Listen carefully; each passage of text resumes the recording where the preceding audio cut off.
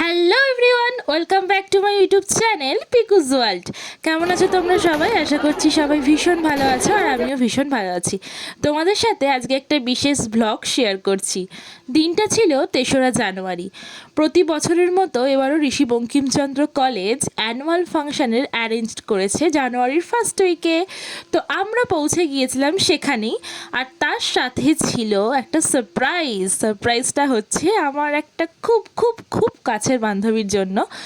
তো ওর ছিল বার্থডে 5 জানুয়ারি, তো সেদিনকে তো আমাদের দেখা হবে না, তাই আমি আর আমার আরেকটা বান্ধবী মিলে ঠিক করি যে আজকেই সেলিব্রেট হয়ে যাক না কেন। ওর জন্য যেসব জিনিসগুলো দরকার সেগুলো আমরা কিনে ফেলেছি। ও আসার আগেই ওকে তো সারপ্রাইজটা দিতে হবে নাকি, তাই আমরা দুজনে মিলে প্ল্যান করি ওর পৌঁছানোর আধ ঘন্টা আগে আমরা পৌঁছাবো আর ওর জন্য সমস্ত অ্যারেঞ্জমেন্ট করে ফেলবো। তো তারপরে আমরা ওর আসার অপেক্ষা করছিলাম, তো ফাইনালি ও চলে এসেছে। তোমরা ভিডিওটা শেষ অবধি দেখতে থাকো, আর ততক্ষণ তোমাদের সাথে আমি একটা ছোট্ট গল্প শেয়ার করে নিই। ইনি হচ্ছেন পল্লবী, যার সাথে আমার আলাপ হয়েছিল 2020-তে। আমরা তখন ঋষি বঙ্কিমচন্দ্র কলেজে নিউ অ্যাডমিশন নিয়েছিলাম। যেহেতু কোভিডের সিচুয়েশান ছিল তখন আমাদের কোনো কনভারসেশন হতো না। 2022-এ যখন আমরা কলেজ আসা শুরু করলাম তখন আস্তে আস্তে আমরা একই বেঞ্চে বসা শুরু করলাম। তারপরে টিফিন শেয়ার থেকে শুরু করে হাসি মজা খুনসুটি, মানে বেশ মজায় কেটেছে এই লাইফটা। কলেজ পাস আউটের পর একমাত্র ওই যে আমাদের বন্ধুত্বের বন্ধনটাকে আগলে রেখেছে। প্রত্যেক দিন ফোন করে জিজ্ঞাসা করে কিরে কি কেমন আছিস, কি করছিস না করছিস। তো তোমাদের যে দুটো ক্লিপ ভিডিওর প্রথমেই শেয়ার করেছে সেই দুটো গল্প তোমাদের সাথে আজকে বলবো। তো প্রথমটা ছিল আমাদের কলেজের ফেয়ারওয়েল। তো সেদিনকে আমি বলেছিলাম যে আমার নেল পালিশ পরা হয়নি। ও ব্যাগে করে নেল পালিশটা নিয়ে এসে আমাকে, যখন আমাদের ফেয়ারওয়েলের গান হচ্ছিলো, আমাকে পরিয়ে দিয়েছিল, আর আমি সেটা টুকুস করে ভিডিও করে নিই। আর সেকেন্ডটা ছিল মেট্রো স্টেশন। আমরা দুর্গাপুজোর সময় দুর্গা ঠাকুর দেখতে গেছিলাম কলকাতাতে। যেহেতু কলকাতায় সেই সময়টা গরম থাকে, তো সারা দিন ঘুরে প্রচণ্ড টায়ার্ড লাগছিল। ও আমার ফেস দেখেই বলছিল তোকে খুব টায়ার্ড লাগছে, দাঁড়া আমি তোকে রুমালটা দিয়ে মুছিয়ে দিই। ও এরকম মোছাচ্ছিল, আর পাশ দিয়ে কোনো একটা বান্ধবী, আর দুটো বান্ধবী ছিল, ওরা ভিডিওটা করেছিল। তো এই মুহূর্তগুলো সত্যিই খুব ভালো লাগে। তো যে মানুষটা আমাদের নিয়ে এত ভাবে, তো তার জন্য এইটুকু তো কিছুই নয়। ও খুব মন থেকে বন্ধুত্বটাকে মানে, যে সেটা আমার সব থেকে বেশি ভালো লাগে। তোমাদের সাথে আরও একটা ছোট্ট ঘটনা শেয়ার করি। যখন আমাদের কলেজের এক্সাম চলতো তখন পল্লবী আমার পাশে বসতো, মানে আমরা একটা বেঞ্চে দুজন করে বসতাম। যখন সবাই নিজের লেখা লিখতে ব্যস্ত তখন পল্লবী নিজেও লিখতো, সাথে আমাকে কন্টিনিউ বলে যেত ফিসফিস করে, প্রিয়াঙ্কা লিখ নেই তো টাইম তুমকো ছোড়कर চলা যায়গা।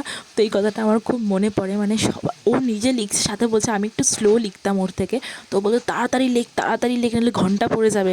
কলেজ লাইফে এমন একটা বান্ধবী পেয়ে সত্যি খুব ভালো লাগে।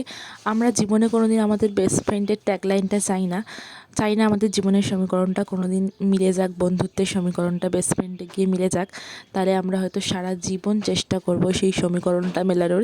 এই সমীকরণ মেলাতে মেলাতে একদিন আমরা বৃদ্ধ হয়ে যাব, তবুও এরকমই মজা হাসি করে করে কাটিয়ে ফেলবো।